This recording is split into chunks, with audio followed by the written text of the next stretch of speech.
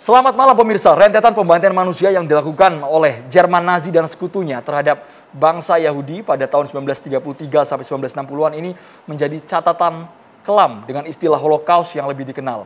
Namun saat ini banyak sekali pembicaraan yang mengarah ke apa sih sebenarnya Holocaust ini? Karena baru-baru ini pada tanggal 27 Januari 2022 didirikan Museum Holocaust bukan di Eropa tapi di tanah air, di Indonesia yang digagas oleh komunitas Yahudi. Ada yang mengatakan ini edukasi, Maria. Ada juga yang mengatakan desakan untuk menghancurkan, menutup Museum Holocaust ini. Ya, kalau menurut Tabayun ini memang adalah edukasi, itu pun juga yang dinyatakan oleh pendirinya langsung. Tapi banyak juga yang mempertanyakan apa relevansinya Museum Holocaust didirikan di Indonesia.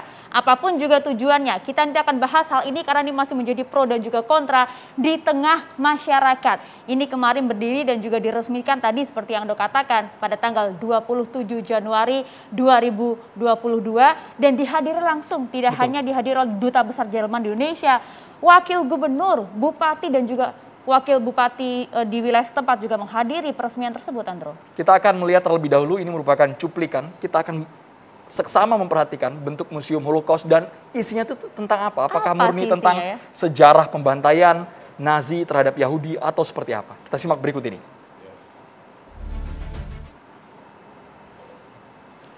Ini merupakan Museum Holocaust pertama di Asia Tenggara yang berdiri di Minahasa. Sang pendiri, Yakov Barut, mengatakan ini sebagai bentuk edukasi sejarah. Bahkan Yakov juga menjabarkan alasannya mendirikan Museum Holocaust. Ini dihadiri langsung oleh Bupati di Minahasa, kemudian ada juga dari Duta Besar Jerman yang hadir saat itu. Ya, Museum Holocaust ini berada di Tondano, Kabupaten Minahasa, Sulawesi Utara dan diresmikan pada Kamis kemarin ya, 27 Januari 2022. Ini merupakan Museum Holocaust satu-satunya yang ada di Indonesia, bahkan juga yang pertama di Asia Tenggara. Ini kemudian menimbulkan pro dan juga kontra di tengah masyarakat. Ada pula yang mendukung agar kemudian ketidakpahaman di tengah masyarakat mengenai hal ini kemudian bisa ditegakkan atau diluruskan. Tapi ada juga yang bertanyakan, relevansinya apa? Ini kemudian dibangun di Indonesia. Kalau kita lihat, berada di Jerman, mengapa di Indonesia? Itu dia. Banyak yang mempertanyakan mengenai sejarah dan faktor edukasinya. Ini merupakan gambaran di dalam Museum Holocaust. Bisa Anda lihat ada sejumlah tayangan, kemudian ada juga buku, foto-foto ini dipajang di Museum Holocaust. Kabarnya museum ini juga terbuka untuk umum, bukan hanya untuk kalangan tertentu, tapi juga untuk siapapun masyarakat yang ada di Tondano, Minahasa, Sulawesi Utara.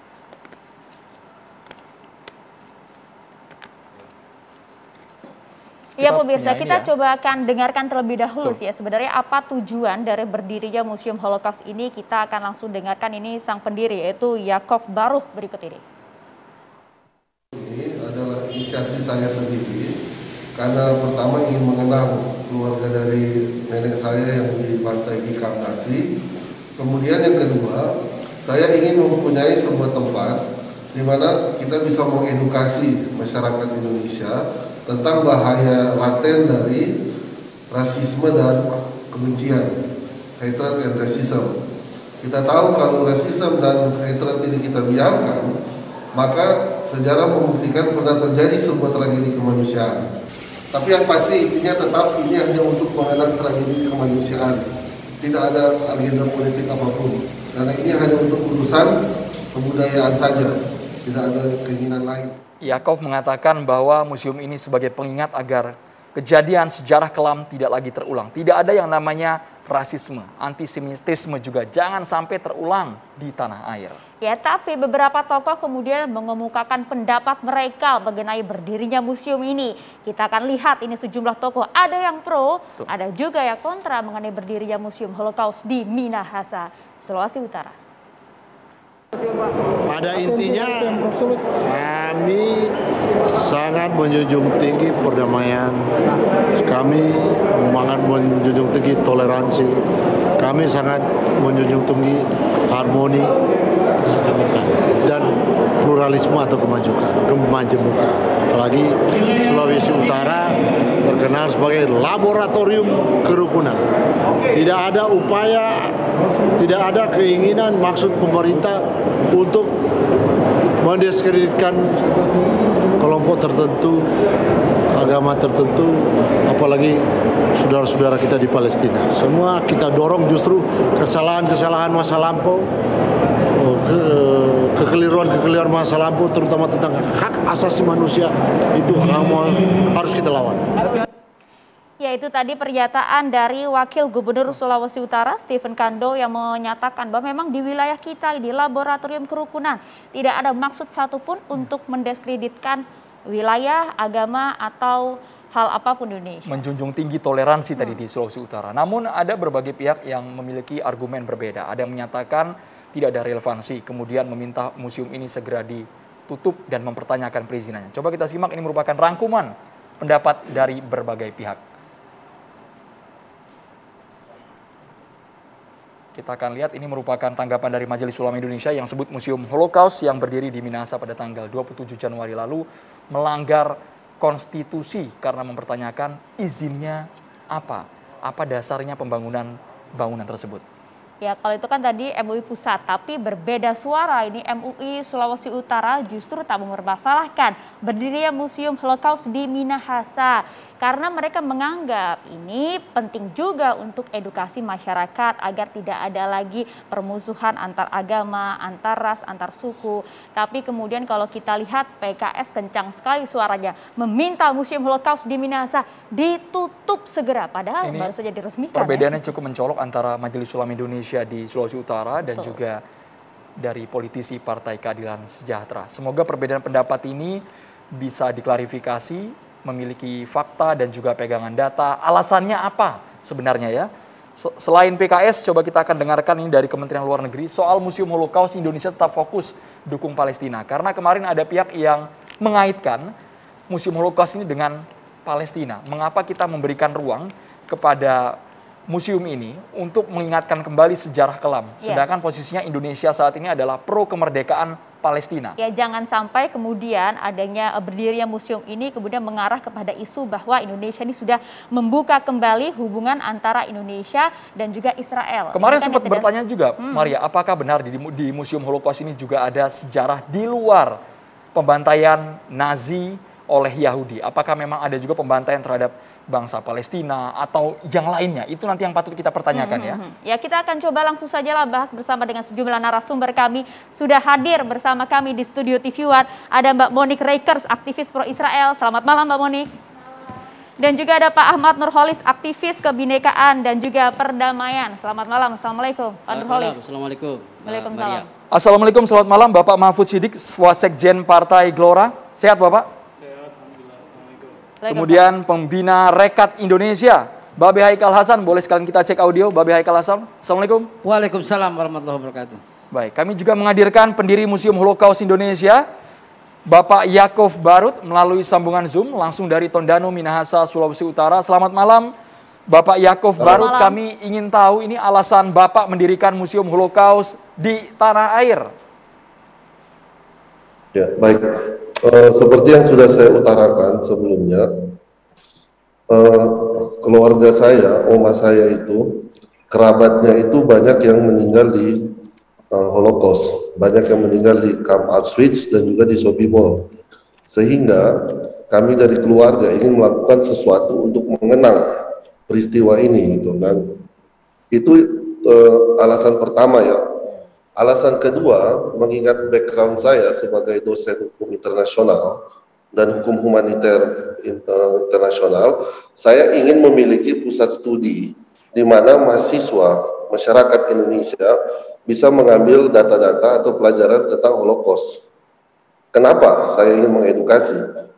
Karena saya ingin para kalangan milenial ini khususnya memahami bahwa ada dua bahaya yang sekarang mengancam bangsa kita, yaitu rasisme dan hatred, kebencian dan rasisme.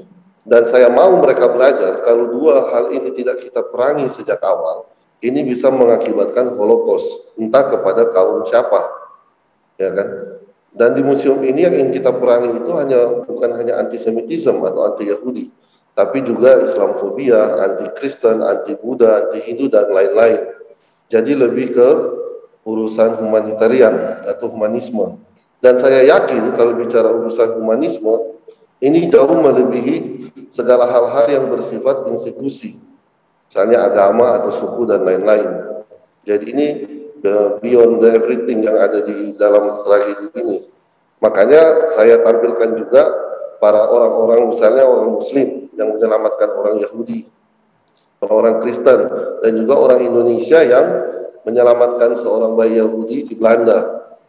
Jadi kalau dibilang relevansinya, yaitu ada orang Indonesia juga, dan juga ada video tentang pahlawan Indonesia yang pernah ada di kamp konsentrasi. Banyak kan yang juga tidak tahu soal ini. Jadi saya hanya ingin mengedukasi saja pada dasarnya.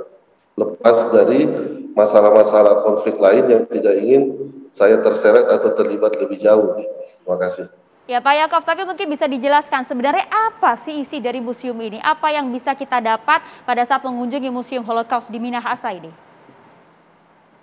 Baik, karena memang di Indonesia ini belum ada museum atau Holocaust Center, jadi memang saya ingin menampilkan bahwa ada kelompok, ada prototipe kejahatan yang bernama Adolf Hitler, itu harus dipahami oleh kalangan muda, kalangan milenial. Kenapa? Karena belakangan ini kita lihat di sosial media, misalnya di platform tertentu, anak-anak muda banyak mengidolakan Hitler. Ini suatu hal yang salah menurut saya. Ada yang salah, ada yang gagal paham dengan sejarah. Seorang prototipe kejahatan malah diidolakan. Sehingga saya merasa saya perlu berbuat sesuatu, yaitu lewat jalur edukasi, dan saya ingin membuat sebuah museum atau center di mana kita bisa belajar bersama. Demikian. Pak Yaakov, kami ingin tahu sebenarnya proses perizinan pendirian museum ini, karena kesannya kok tiba-tiba muncul langsung diresmikan, didatangi oleh warga negara asing pada tanggal 27 Januari lalu. Oke, baik. Akan saya jelaskan ya. Jadi ini memang museum ini museum bersifat pribadi. Sehingga untuk perizinan tidak perlu ribet seperti mendirikan yang namanya museum negara. Dan juga untuk bangunan ini statusnya milik pribadi dan ada di kompleks sinagoga. Dan kami mengalihfungsikan, kami sudah berdiskusikan dengan dinas terkait, misalnya dinas kebudayaan daerah, bahwa untuk intinya sih saya bukan mendirikan museum baru ya dari nol. Kalau museum baru dari nol itu butuh perizinan yang sangat ribet. Tapi karena ini alih fungsi dari bangunan yang sudah ada, sehingga itu bisa berjalan lebih mulus. Dan karena tujuannya untuk edukasi, untuk kebaikan bersama, sehingga ini direstui. Nah, kalau kemudian ada pertanyaan kenapa melibatkan misalnya ada pihak dubes, karena pada saat yang sama kita merayakan Hari Internasional Holocaust Remembrance Day. Ini adalah sebuah perayaan yang merupakan resolusi dari PBB, di mana dirayakan oleh orang-orang Yahudi dan juga korps diplomatik.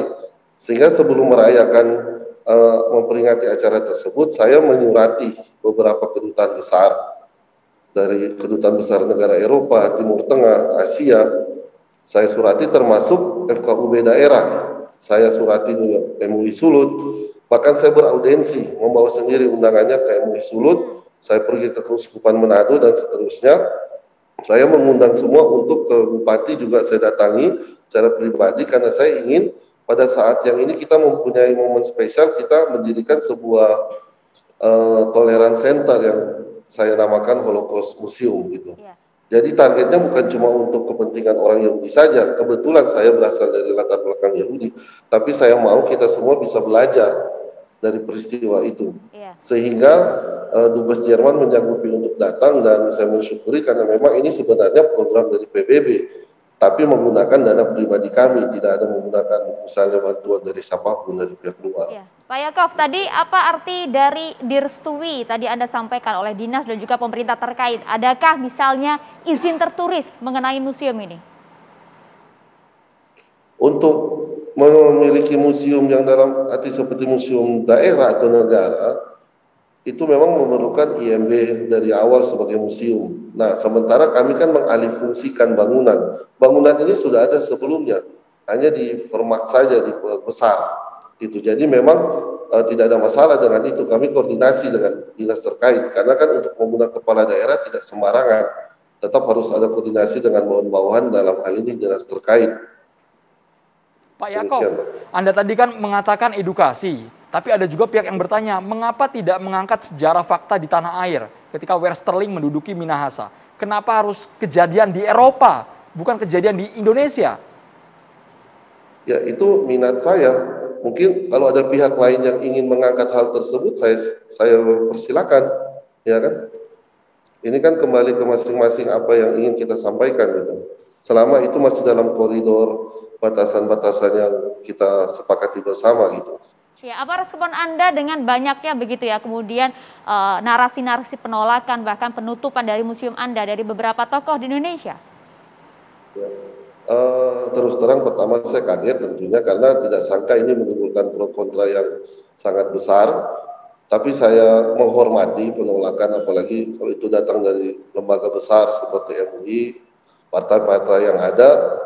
Saya hanya ingin bisa menjalin komunikasi, mengundang misalnya paling tidak perwakilan atau mengundang mereka langsung untuk melihat dan kita melihat sama-sama gitu di sini, sehingga tidak ada perlu yang ditakuti. Karena saya melihat ini hanya kesalahpahaman saja gitu.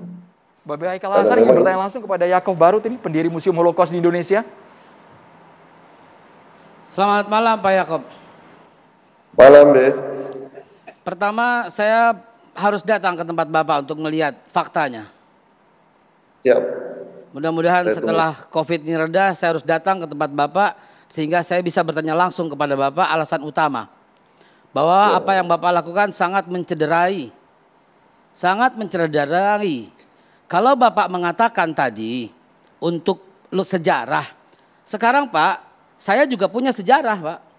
Dan sejarah menyatakan saya punya data sensus penduduk Yahudi di dunia tahun 33. Dan yang namanya sejarah nggak bisa dihitung mundur Pak. Kenapa di Holocaust ada yang mati 6 juta, 7 juta, bahkan 11 juta. Padahal sensus penduduk tahun 33 seluruh penduduk Yahudi jumlahnya nggak sampai segitu. Hanya 2.500.000 di Rusia dan sisanya 3 juta yang di tempat lain. Dan khusus Yahudi yang ada di Jerman pada tahun 33 hanya 494.000. Datanya lengkap. Lalu dibesar-besarkanlah dengan peristiwa Holocaust. Perlu Bapak ketahui seluruh Presiden Republik Indonesia dari Pak Bung Karno sampai Pak Jokowi yang terakhir tahun 2016 bulan Maret tanggal 6 dan 7 di Bandung, Pak Jokowi menekan, masih menekan gitu loh. Terus ada orang seperti Bapak dan grupnya Bapak membela-bela Israel. Sebenarnya Bapak pro Presiden Republik Indonesia atau pro Israel? Itu pertanyaan saya. Baik, terima kasih. Menurut saya clear ya, Be. Saya sampaikan bahwa ini tidak ada urusan dengan Israel. Saya sebagai warga negara Indonesia ingin mengenang kejadian bahkan yang negara Israel sendiri saat itu juga kan belum ada.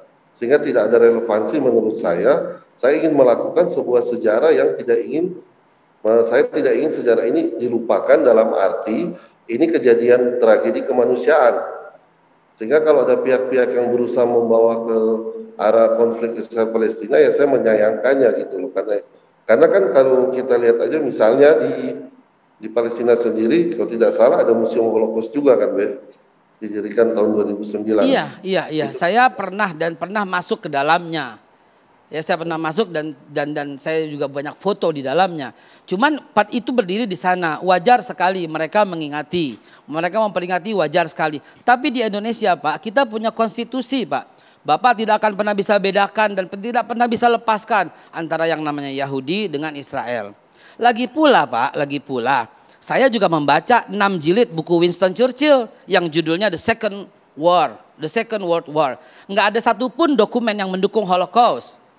Ya, ini masih kontroversi. Yang kedua apa? Yang kedua, kesaksian korban Nazi yang masih hidup, ya, dan dia menulis buku waktu masih hidup, namanya Paul Resainer. Beliau mengatakan tidak ada penyiksaan seperti itu, yang ada 182.000 orang saja yang terbunuh. Sehingga kalau umpamanya mau dilihat ya Pak ya, berapa jumlah di Bosnia Herzegovina yang dibantai oleh Serbia, berapa jumlah penduduk Irak yang dibantai oleh Amerika, berapa jumlah penduduk Libya yang disikat oleh Amerika dan sekutunya, berapa jumlah penduduk Libanon yang disikat. Jadi Pak, ini terlalu berlebih-lebihan dan sangat terlalu kelihatan membelanya. Kalau Bapak mengatakan itu sejarah, saya bisa ungkapkan sejarah lebih detail ketika saya datang bertemu dengan Bapak untuk menyampaikan bahwa Holocaust itu adalah hoax terbesar. Bahkan saya mengutip semua pendapat-pendapat dunia Pak. Bapak mungkin kenal Arthur Jones, sangat terkenal di Amerika, ahli sejarah. Saya punya catatan dan saya punya hubungan komunikasi dengan Profesor Holocaust yang menyatakan Holocaust tidak sebesar itu dan tidak perlu dibesar-besarkan. Sehingga Holocaust menjadi ajang untuk pengumpulan duit jutaan dolar bagi Israel. Keras sekali, Babe mengatakan Holocaust adalah hoax terbesar. Sesaat lagi Bapak Yaakov dijawab, kita harus jeda dulu hanya di catatan demokrasi pemirsa.